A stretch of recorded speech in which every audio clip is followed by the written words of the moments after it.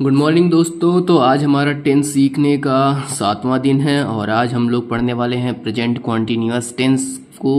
Present continuous tense basically हमें जो काम इस समय में चल रहा होता है उसके बारे में बताता है, ठीक है।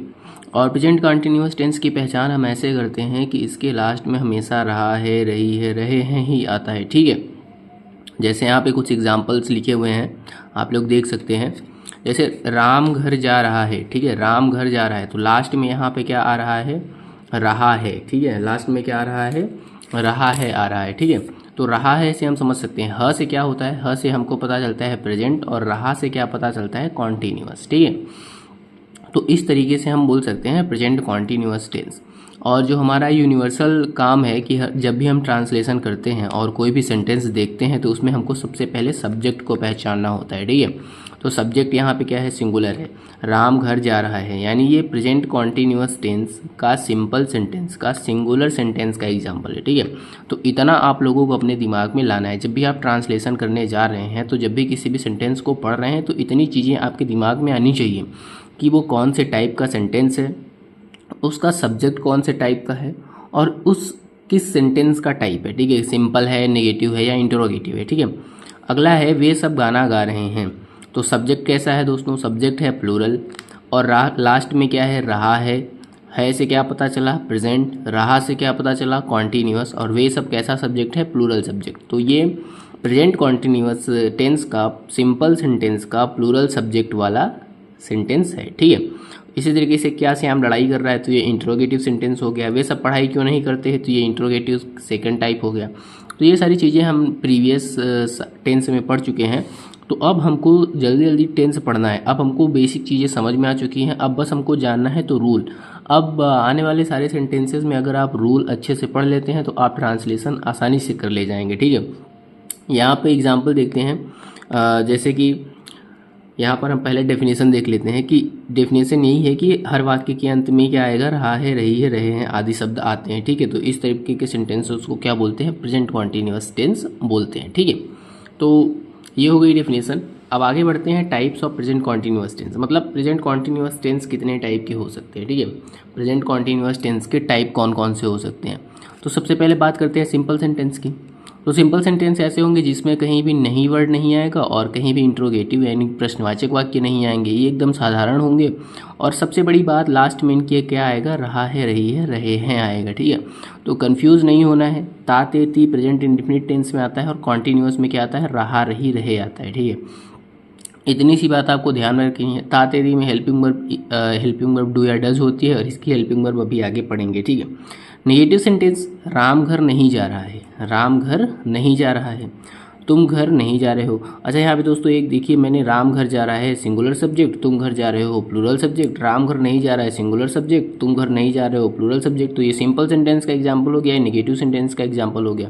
तो इस तरीके से आप लोगों को भी क्लैरिटी अपने दिमाग में रखनी है। जब भी आप पढ़ते हैं तो simple sentence, negative sentence, interrogative sentence, हर टाइप के सेंटेंस आपको बनाने हैं और उसमें सिंगुलर सब्जेक्ट और प्लूरल सब्जेक्ट का ध्यान रखना है, ठीक है। जैसे क्या राम घर जा रहा है, क्या राम घर जा रहा है, तो क्या हो गया फर्स्ट टाइप, क्या हो गया फर्स्ट टाइप, स्टार्टिंग में आ रहा है क्वेश्चन वर्ड, राम घर जा रहा है, ठीक है। क्या तुम घर जा रहे हो, तो ये सिंगुलर सब्जेक्ट हो गया और ये प्लूरल सब्जेक्ट हो गया। तो मुझे अब उम्मीद है कि आपको इतने सारे एग्जाम्पल्स देखने के बाद प्रेजेंट कॉन्टिन्यूअस टेंस अच्छे से पहचानना आ गया होगा और साथ ही सिंगुलर और प्लूरल सब्जेक्ट भी पहचानना आ गया होगा। और ध्यान रखिएगा दोस्तों, जब भी आप ट्रांसलेशन करते हैं सिंगुलर और प्लूरल सब्जेक्ट का ध्यान रखना बहुत ज़रूरी होता है, ठीक है। आगे बढ़ते हैं। अब हम बढ़ेंगे सिंपल सेंटेंस की तरफ, ठीक है। प्रेजेंट कॉन्टिन्यूअस टेंस के सिंपल सेंटेंस को अब हम लोग डिटेल में पढ़ेंगे, ठीक है। ये यहाँ पे हेडिंग है simple sentence of present continuous tense. जैसे राम घर जा रहा है, राम घर जा रहा है, तो इसका ट्रांसलेशन मैंने किया, Ram is going to home, Ram is going to home. Ram क्या है, सब्जेक्ट है। जैसा हमारा रूल होता है कि सबसे पहले हम किसका ट्रांसलेशन करते हैं, सबसे पहले हम अपने सब्जेक्ट का ट्रांसलेशन करते हैं। तो सब्जेक्ट राम था तो हमने क्या लिख दिया, राम, ठीक है। अब यहाँ मेन आता है बात हेल्पिंग वर्ब का। तो दोस्तों प्रेजेंट कॉन्टिन्यूअस टेंस में जो हेल्पिंग वर्ब होती है हमारी, वो होती है इज एम आर, ठीक है, इज एम आर। पूरे प्रेजेंट कॉन्टिन्यूअस टेंस में ही हेल्पिंग वर्ब यूज़ होने वाली है और कैसे यूज़ होगी ये मैं आप लोगों को बताऊंगा, ठीक है। इज एम आर, ठीक, इज एम आर इज कब यूज होगा, एम कब यूज होगा, आर कब यूज होगा, ये अभी आगे हम लोग पढ़ेंगे। आगे मैं आप लोगों को बताने वाला हूँ कि इसका यूज हम लोग कब करने वाले हैं। ठीक है, राम घर जा रहा है तो Ram is going to home, यानी सबसे पहले राम लिख दिए, फिर इज लिख दिए, फिर गो में आईएनजी लगा दिए। दोस्तों यहाँ पे मेन वर्ब में जो होता है आईएनजी को लगाया जाता है। सबसे बड़ी बात यही होती है, मेन वर्ब में किसको लगाते हैं, आईएनजी को लगाते हैं, plus object plus other word. ठीक है, तुम खाना खा रहे हो। अगला एग्जाम्पल देखते हैं, प्लूरल सब्जेक्ट का भी एग्जाम्पल देख लेते हैं। ठीक है, तुम खाना खा रहे हो, you are eating food, you are eating food. You क्या हो गया, सब्जेक्ट हो गया, आर क्या हो गया, हेल्पिंग वर्ब हो गया, ईट हो गया मेन वर्ब की फर्स्ट फॉर्म और उसमें आईएनजी लगा दिए तो क्या हो गया, कॉन्टीन्यूअस, यानी इसको अब बोलेंगे वर्ब की फोर्थ फॉर्म। वर्ब की कौन सी फॉर्म हो गई, ये फोर्थ फॉर्म हो गई। और फूड क्या हो गया, ऑब्जेक्ट। तो इस तरीके से हमने ट्रांसलेशन कर लिया सिंगुलर सब्जेक्ट का भी और प्लूरल सब्जेक्ट का भी। अब आगे बढ़ते हैं, कुछ एग्जांपल्स देखते हैं ताकि हमारा प्रेजेंट कॉन्टिन्यूअस टेंस के सिंपल सेंटेंस में क्लैरिटी आ सके दोस्तों। ठीक है, तो यहाँ पे कुछ एग्जांपल्स मैंने तैयार किए हुए हैं और उसको देखने से पहले ये देख लेते हैं कि हेल्पिंग वर्ब कैसे लगाते हैं।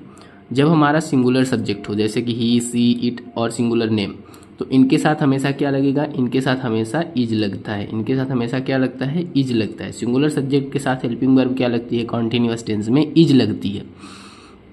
तो ये आप लोगों को ध्यान रखना है, ट्रांसलेशन में मेन यही चीज़ ध्यान रखनी है, हेल्पिंग वर्ब कब किसके साथ कौन सी लगती है। ठीक है, तो सिंगुलर सब्जेक्ट के साथ हेल्पिंग वर्ब क्या लगती है, इज लगती है। जैसे राजू किताब पढ़ रहा है तो राजू इज रीडिंग बुक। ठीक है, राजू सब्जेक्ट लिखेंगे, फिर हेल्पिंग वर्ब लिखेंगे, फिर मेन वर्ब की फोर्थ फॉर्म लिखेंगे, फिर बुक। ठीक है, तो राजू इज रीडिंग बुक। ठीक है, प्लूरल सब्जेक्ट के साथ हेल्पिंग वर्ब क्या लगती है, आर लगती है। प्लूरल सब्जेक्ट के साथ हेल्पिंग वर्ब क्या लगती है, आर लगती है। ठीक है, जैसे वे सब गाना गा रहे हैं तो they are singing song, they are singing song, they are singing song. ठीक है, वे सब सब्जेक्ट हो गया, प्लूरल सब्जेक्ट है तो हेल्पिंग वर्ब क्या लगेगी, आर लगेगी।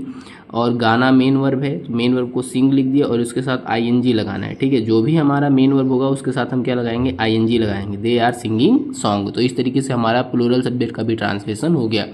दोस्तों यहाँ पे एक एक्सेप्शन होता है, जब भी हम पढ़ते हैं प्रेजेंट कॉन्टिन्यूअस टेंस तो इसमें एक एक्सेप्शन होता है कि आई के साथ हमेशा एम लगाया जाता है। आई के साथ हमेशा क्या लगाया जाता है, एम लगाया जाता है। ठीक है, जैसे मैं सो रहा हूँ, जैसे क्या है, मैं सो रहा हूँ, मैं सो रहा हूँ, I am sleeping, I am sleeping, I am sleeping. I plus am plus main verb की फर्स्ट फॉर्म और उसमें आईएनजी, आई एम स्लीपिंग। अब इस टेंस में क्लैरिटी लाने के लिए यहाँ पे दोस्तों मैं आप लोगों के सामने कुछ एग्जांपल्स रख रहा हूँ और उनका ट्रांसलेशन करूँगा ताकि हमें ये क्लियर हो सके। तुम सब खाना खा रहे हो, तुम सब खाना खा रहे हो, तुम सब खाना खा रहे हो। तो तुम सब में हमारा सब्जेक्ट क्या है, यू, सब्जेक्ट तुम सब कैसा सब्जेक्ट है, प्लूरल सब्जेक्ट है, यू लिखा। तुम सब कैसा सब्जेक्ट है दोस्तों, प्लूरल सब्जेक्ट है।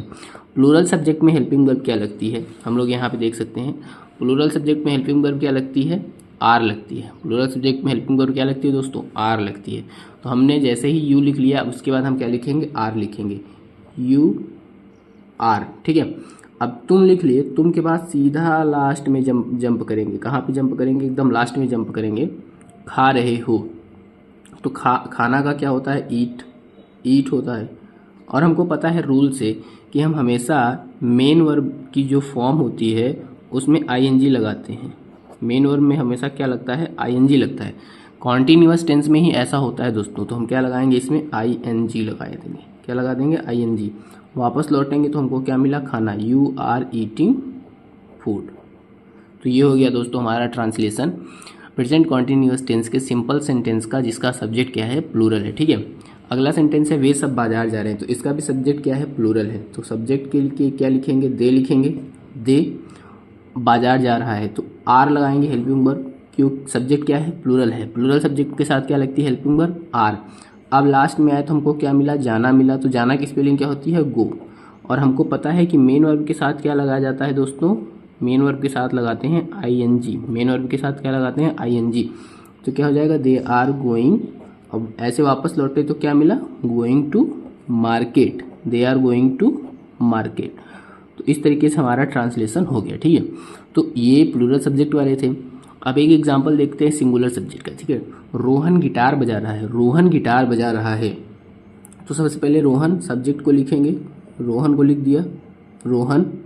अब सब्जेक्ट कैसा है, सिंगुलर है, और सिंगुलर सब्जेक्ट के साथ हेल्पिंग वर्ब क्या लगती है, सिंगुलर सब्जेक्ट के साथ हेल्पिंग वर्ब क्या लगती है, सिंगुलर सब्जेक्ट के साथ हेल्पिंग वर्ब इज लगती है, सिंगुलर सब्जेक्ट के साथ हेल्पिंग वर्ब क्या लगती है, इज लगती है दोस्तों, ठीक है। तो रोहन इज बजाना, ठीक है। तो अभी रोहन इज मैं बजाने के लिए मीनिंग लिख दे रहा हूँ यूजिंग, ठीक है, यूज, तो यूज, ठीक है। तो यूज में USE होता है दोस्तों यूज की स्पेलिंग, पर इसमें ING जब लगाएंगे तो इसका ई हट जाएगा, ई हट के क्या हो जाएगा, ये हो जाएगा यूजिंग, क्या हो जाएगा, यूजिंग, ठीक है। रोहन इज यूजिंग, और ये क्या है, गिटार, ठीक है दोस्तों। तो रोहन इज यूजिंग गिटार। बजाना की मीनिंग इस समय मुझे रिकॉल नहीं हो रही है, इसलिए मैंने यूजिंग लिख दिया। अगर आपको बजाना की मीनिंग पता चलती है तो आप उस मीनिंग को लिख के उसमें ING लगा दीजिएगा, ठीक है। तो यहाँ पे जब लास्ट में ई आया तो हमने ई को हटा के क्या, ई को हटा के ING लगाया, तो इस चीज़ का आपको ध्यान रखना है। सरिता तैर रही है, अगला सेंटेंस क्या है, सरिता तैर रही है।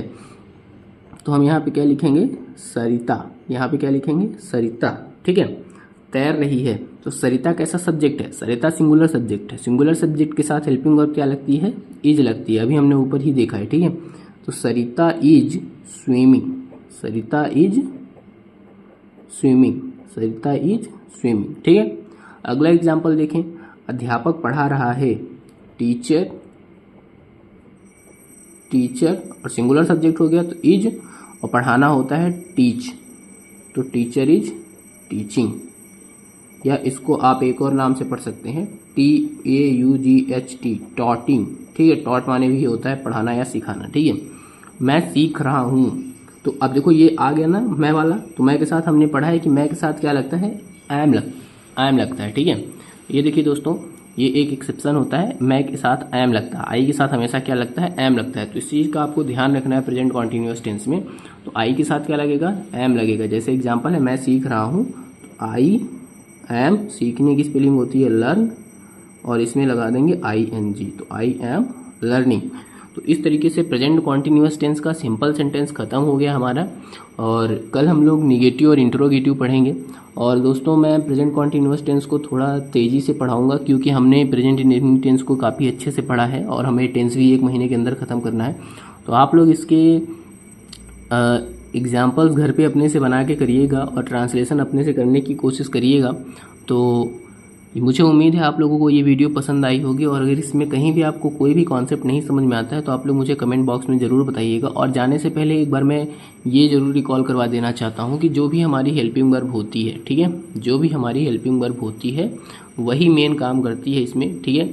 जैसे सिंगुलर सब्जेक्ट के साथ क्या लगता है, इज लगता है, प्लूरल सब्जेक्ट के साथ क्या लगता है, आर लगता है, और आई के साथ क्या लगता है, एम लगता है। तो जब भी आप ट्रांसलेशन करेंगे प्रेजेंट कॉन्टिन्यूअस टेंस का, तो इस बात का काफ़ी खास ध्यान रखेंगे। मैंने देखा है कई सारे लड़के जो होते हैं वो प्रेजेंट कॉन्टिन्यूअस टेंस और प्रेजेंट इंडेफिनिट टेंस को मिक्स कर देते हैं।